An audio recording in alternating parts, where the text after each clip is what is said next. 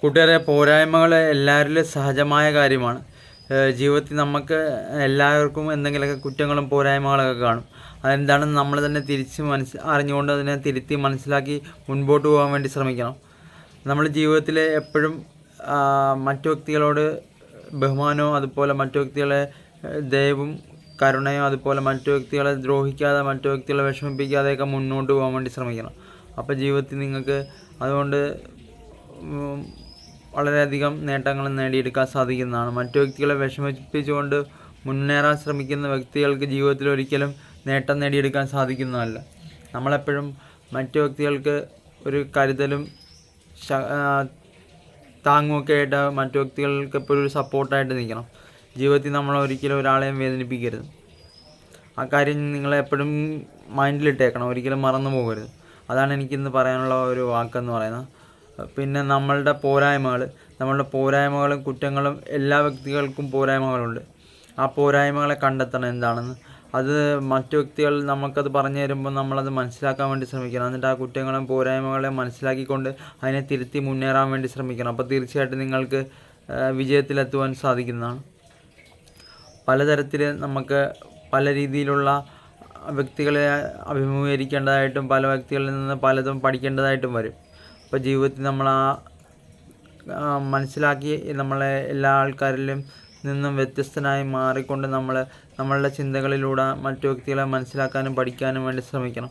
അപ്പോൾ നിങ്ങൾക്ക് തീർച്ചയായിട്ടും നിങ്ങളുടെ പോരായ്മകൾ എന്തെന്ന് കണ്ടെത്താനും അതിനെ തിരുത്താനും സാധിക്കുന്നതാണ്. പ്രശ്നങ്ങളെ നമ്മൾ അഭിമുഖീകരിക്കുമ്പോൾ നമുക്ക് ഒരു പേടിയും അതുപോലെ മാനസികമായ ഒരു തളർച്ചയും കൂടാതെ നമ്മൾ ആ ഓരോ പ്രശ്നത്തെയും അഭിമുഖീകരിക്കുകയും അതിനെ മനസ്സിലാക്കുകയും ചെയ്യുകയാണെങ്കിൽ നമുക്ക് തീർച്ചയായിട്ടും നമുക്ക് ജീവിതത്തിൽ മറ്റു വ്യക്തികളിൽ നിന്ന് വ്യത്യസ്തനാകുവാനും മറ്റു വ്യക്തികൾക്ക് മാതൃകയായി തീരുവാനും അതുപോലെ മറ്റു വ്യക്തികളെ താഴ്ചയിൽ നിന്ന് ഉയർച്ചയിലായിട്ട് കൈപിടിച്ച് ഉയർത്തെഴുന്നേൽപ്പിക്കുവാൻ തീർച്ചയായും സാധിക്കുന്നതാണ്. നിങ്ങളുടെ മനസ്സിൻ്റെ ബലമാണ് ഒരു പരിധിവരെ നിങ്ങളെ ഒരു ശക്തനായ വ്യക്തിയാക്കി മാറ്റുന്നത്. എല്ലാവർക്കും ശക്തിയുണ്ട്. ആ ശക്തി എന്തെന്ന് തിരിച്ചറിയേണ്ടത് അവനവൻ്റെ സ്വന്തം തീരുമാനത്തിലൂടെയാണ്. നമ്മളുടെ ശക്തി എന്തെന്ന് നമ്മൾ മനസ്സിലാക്കണം. നമ്മളുടെ കഴിവുകളെ നമ്മളുടെ ശക്തിയെയും നമ്മൾ സ്വയം വിലയിരുത്തുകയും അതിനെ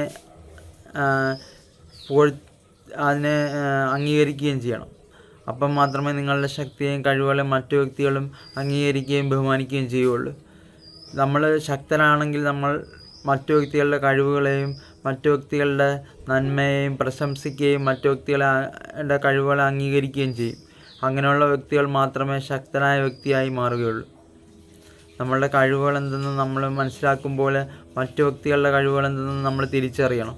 നമ്മൾ മറ്റു വ്യക്തികളെ ബഹുമാനിക്കുകയും സ്നേഹിക്കുകയും ചെയ്യണം. എങ്കിൽ മാത്രമേ നമുക്ക് മറ്റു വ്യക്തികളുടെ മനസ്സിലും അതുപോലെ നമ്മളുടെ സ്വന്തം മനസ്സിലും ഒരു ഇടം ഉണ്ടാക്കിയെടുക്കാൻ സാധിക്കുകയുള്ളൂ. നമുക്ക് നിറഞ്ഞു നിൽക്കാൻ സാധിക്കുകയുള്ളൂ. നമ്മളുടെ തീരുമാനങ്ങളാണ് എപ്പോഴും നമ്മളെ മുൻപോട്ട് നയിക്കുന്നത്. നമ്മളുടെ തീരുമാനങ്ങളിലൂടെ നമ്മളെപ്പോഴും ശരിയായിട്ടുള്ള കാര്യങ്ങൾ ചെയ്യാൻ വേണ്ടി തീരുമാനിക്കുക. അപ്പോൾ നിങ്ങൾക്ക് എപ്പോഴും നന്മയുടെ പാദത്തിലൂടെ സഞ്ചരിക്കുവാൻ സാധിക്കുന്നതാണ്.